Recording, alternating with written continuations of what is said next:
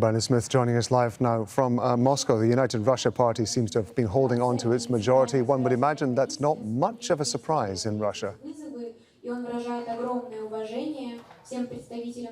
No, it isn't, Rob. It was essentially panned out as it was predicted.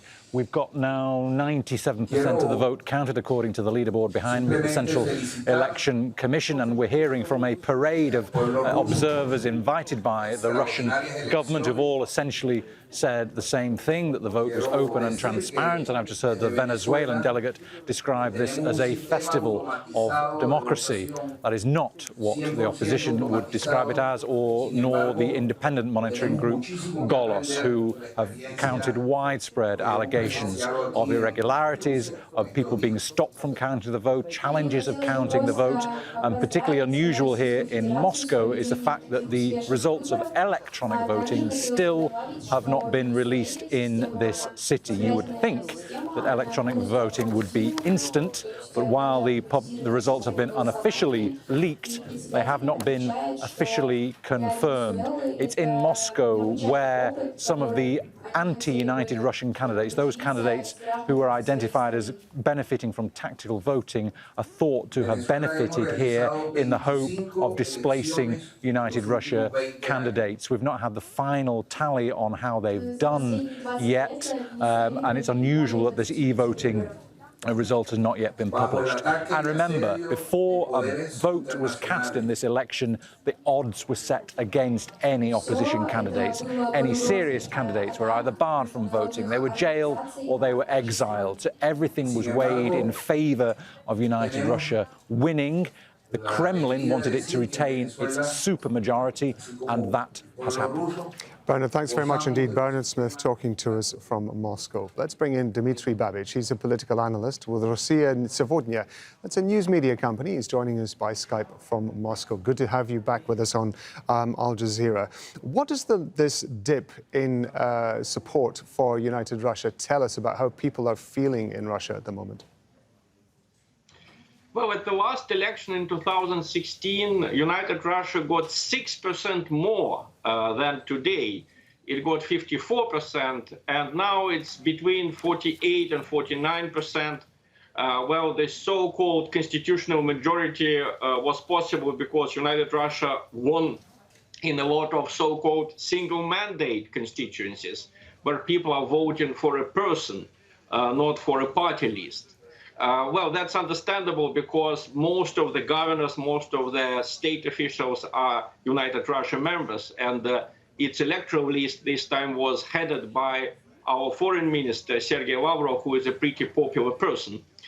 The fall in the sympathy for United Russia, these 6%, I think is explained by some unpopular measures that President Putin had to take, and United Russia supported them, such as pension reform, raising the pension age, which is, I think, a necessity in the modern world.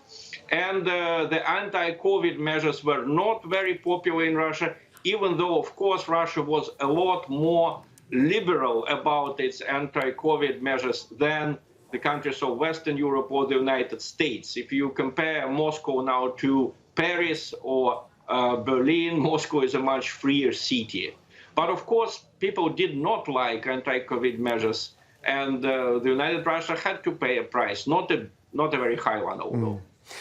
As we heard from Bernard Smith there, official observers are saying that this vote was transparent, and yet also we've heard about opponents being barred from running prior to the elections. We've heard critical media, non-government organizations being targeted.